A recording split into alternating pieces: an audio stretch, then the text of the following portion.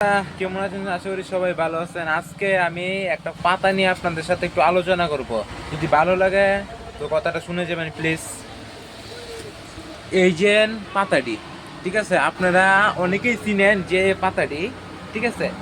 আপনাদের সাথে আজকে আলোচনা করব এই পাতাটির উপকার কিতা, এই পাতাটি খাইলে কিতাও বা কিতাও না, ঠিক আছে। তো আলোচনার বিষয় হলো আজকে যে এই যে পাতাটি, এই পাতাটিরে ও আপনার এই যে জল কলস পাতা, ঠিক আছে, জল কলস পাতা। তো আপনাদের এদিকে কি পাতা কয় আমি কইতে পারি না, আমাদের এদিকে লোকাল সবাই জল কলসের পাতা। যে এই পাতাটি আপনার সিদ্ধ কইরা সুন্দর মতে চালা ক্যামেরাটা এটাই আপনাদের এই পাতাটিরে ঠিক চালা করে সুন্দর করে সাফ করে আপনারা লইবেন, ঠিক আছে।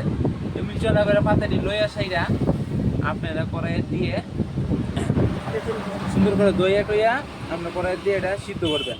তারপর দেখাইবেন আপনারা যে এই যে আমরা পোলট্রির মাংস খাই, ঠিক আছে বন্ধুরা, আমরা যে পোলট্রির মাংস খাই এটি কিন্তু কোনো ভিটামিন থাকে না, ঠিক আছে। আমরা এই পোলট্রির মাংস ডেলি খাইতে খাইতে খাইতে খাইতে আমরা শরীরের যে শক্তিটা, আমরা তো কোনো শক্তি পাই না, কারণ পোলট্রির মাংসের ভিতরে কোনো আপনার ভিটামিন নেই ভাই। প্লিজ কথাটা একটু শুনে যাবেন। এই যে পাতাটি, ঠিক আছে, এই পাতাটি কিন্তু প্রচন্ড পরিমাণে ভিটামিন আছে। কাশকন, শরীরে ঠান্ডা, ঠিক আছে। আজকা যে গরম পড়ছে বা কয়েকদিন ধরে যে গরম আছে, এই গরমে কিন্তু আমরা যে মাছ মাংসটা খাইলে আপনাদের শরীরের ক্ষতি হইব, ঠিক আছে। অনেকে মাছ মাংস ছাড়া খাইতে পারে না, হ্যাঁ।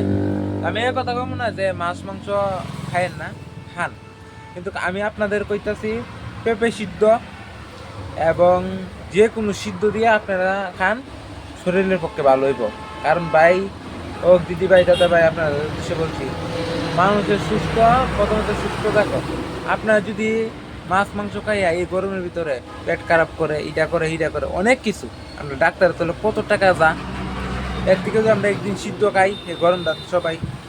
আর এই পাতাটি অবশ্যই আপনারা খাবেন, শরীরের পক্ষে অনেক ভালো হইব, সুস্থ এবং ভালো থাকবেন। যদি আমার কথাটি একটু আপনাদের উপকার ও তো ভাইয়ের পাশে থাকবেন। জয় শ্রীরাম।